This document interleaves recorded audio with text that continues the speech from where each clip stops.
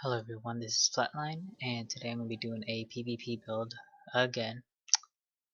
But this is going to be for a macro stage, so if you want to know a build where you can expand, I did do another build um, that I absolutely love. It's the Sase 2-gate build. It came from him, but it's still my version because I refined it. There's a lot of things that he does that I don't, and there's a lot of things I do that he doesn't, and it's all based on timings of getting X and Y and all that stuff, and what to do in response if he scouted this or that. His response is always blink stalkers, but I don't always go blink. But anyways, we're gonna get into this. It's gonna be classic remark GM Protoss against ranged. I forgot what the NRS stands for. It's like Neurosoft or something like that. Very strong Protoss player as well. This could be on Daybreak, so I wanted to show you how to expand in PvP, because PvP, you know, back then it was whoever expanded first died, literally, but nowadays it's not the case whatsoever. You can actually expand in PvP and be fine, as long as you scout and react correctly to what you scout. Alright, so you're gonna go for a 13 gateway, 14 assimilator.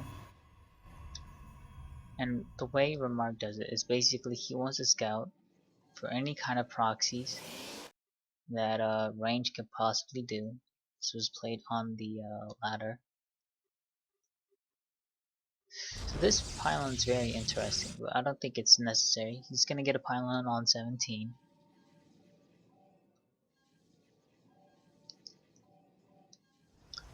And he had 2 guys in gas throughout that time. And once his pro get back, put it inside the gas, getting his cyber. So this is a little bit blind.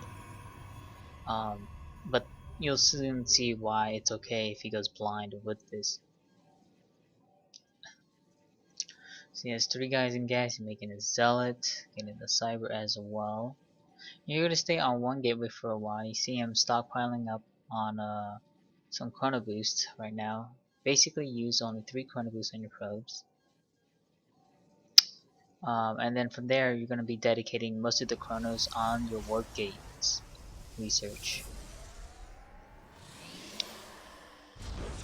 And you can see him getting chronoboosting out at the warp gate, getting a Stalker out as well, getting his pylon, making sure he's not supply blocked. You do not want him to steal this gas as much as possible. That's why you have a Zealot pretty much tracking down where the probe is. If you see this probe going towards your geyser, bring one of your probes over there and put it on hold position. Like right click on the Vespian geyser and put it on hold position so he can't build it. You're gonna build another Stalker. Him chrono boosting this was interesting in this case. I think if he wanted to chrono boost it, he could have chrono boosted this Stalker instead. Nevertheless, you just get up to 3 gateways, and you're gonna be chrono boosting your cyber. Basically, dedicate 1 chrono to your gateway, the rest 3 chronos on your Nexus, and then the rest should be on your cyber. Alright, and at around 520 is when you want to expand. See 520 right there, perfect. And basically, you're gonna have 3 Stalkers, 1 Zealot. Now after this gets placed down, you want to get your pylon down as soon as possible. And it times out perfectly. Look how it finishes. Wargate finishes. So when this finishes, Wargate should be almost done as well. You warp in 3 more Stalkers, and suddenly you have 6 Stalkers and 1 Zealot. It looks almost identical to a 4-gate. You just have the same units. You just one less gateway, and you also expanded. And it hits at the same time. So it's pretty cool about this build. Range is also expanding. You can see him. He's actually going for that 2-gate robo. This is actually another standard expand build. 2-gate robo. It's pretty much safe from almost everything. I'm gonna be slightly behind if they go Phoenix opening though, so it's a little iffy here and there. Um, the build that Remarks does is one that I really like because you can kind of scout pretty well with your pressure. This one's more of a defensive posture, so you don't exactly know if he's going to Stargate or not till you see the Phoenixes. I think there's a blunder. He has actually 2, he should add 3. The transition is pretty much different depending on what you scout. So he scouted that he went robo, so that's why he's going Stargate. It's because it's that triangle effect that PvP has when it comes to tech. You know, Stargate beats robo, robo beats Twilight, Twilight beats Stargate in the general sense. So um, he scouted that he was gonna go robo, so he's gonna go Stargate. Pretty sure if he saw a Stargate, he would have gone Twilight Council, etc., etc.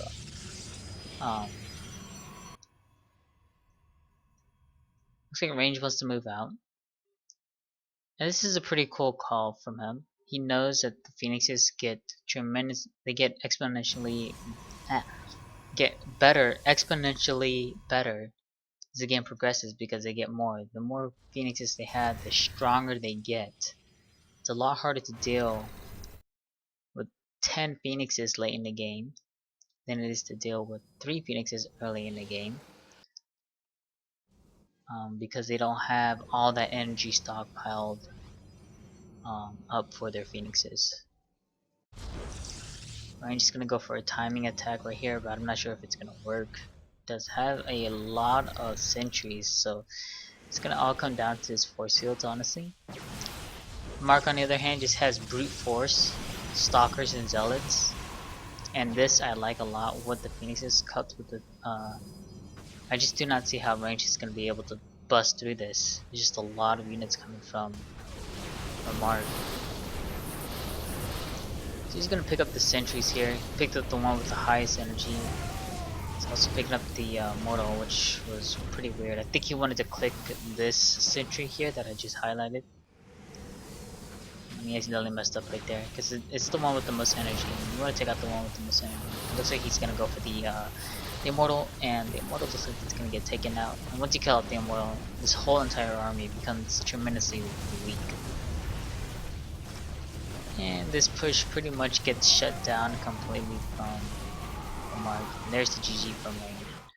So this is a pretty good expand build that I like as well. I've done this as well, about 2 to 3 games. I am, except I kind of like did blunders. I didn't get my pylons on time sometimes, so I lost a game, but I won a game even when I messed up. But I wanted to give you a better replay or better video where it's actually performed well, because this is his actual PvP build. He actually does this quite a bit more than I do, and I like it. You get a lot of stalkers. It allows you to pressure. The only thing I don't like about it is you're kind of blind for a very long time until your work gate's done.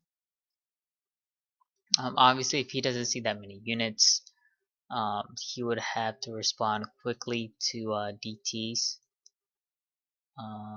If Range played super greedy and went like the super fast DTs, Range would actually win. That's the downside to this build, is that they go for, you know, a base trading DT scenario where basically they make 0 units when it comes to gas, and they dump all the gas into their tech to DTs. Basically, you can walk up into his ramp and do anything you want, but his DTs will be out by like 6:30ish, 7 minutes. It just doesn't give you enough time to defend against it. You can warp in some sentries, I guess, in the back at your base to force field this ramp consistently. But you're on 1 gas for a very long time with this build, so I don't think this build does really well against that. And that's just one of the things I just don't like about this build. So I don't use this build religiously as much as Remark, but it's definitely still a good build because not that many people actually rush in that greedy of a DT shrine, because it's weak. It's bad against everything else. essentially. So anyways, thanks guys for watching. I hope you like this build in this video. And if you haven't, please subscribe to my channel. Also follow me on Twitter. I'm trying to get that a little bit bigger. I've been pretty active on Twitter as well, so you can catch up a little bit more about when I'm streaming. Um, you know, my thoughts on important games or series in major tournaments. Like right now, it's been going on the Lone Star Clash. You're gonna see me talk a little bit more about that, and if I see anything surprising coming out from there. Hopefully, they're gonna release the replays. I was talking to one of the admins over there, and I'm pretty sure they're gonna be releasing the replays right after the event. So it's gonna be awesome from them. Definitely check it. Tune in because I'm definitely gonna be taking one of those replays at least and casting it or analyzing it, one of those kind of jazz. So anyways, thanks guys for watching, and I'll see you later.